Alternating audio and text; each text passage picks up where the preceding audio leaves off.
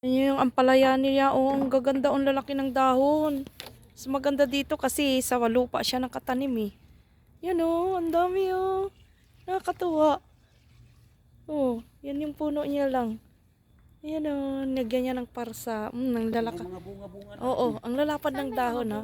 Yan oh, yung binalot ko. Dahon Tapos niya, meron ang dito, lalapad oh. nanilaw yung isa na ko. Oh, oh, yan oh.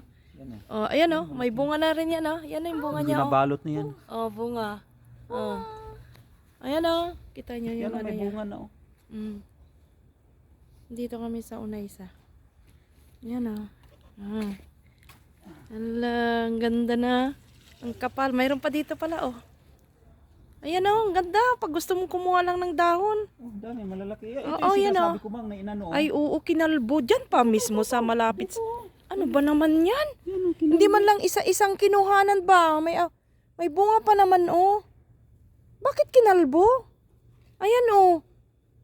Sa sunod yan din. sana. Dapat yung di kayo sa baba. Yan sana ang kinukuha. Yung mga ganito, yun yan ang pinagkukuha nila. O yung magaganda. Or dyan lang. Oh, yan. yan. Yung malapit lang.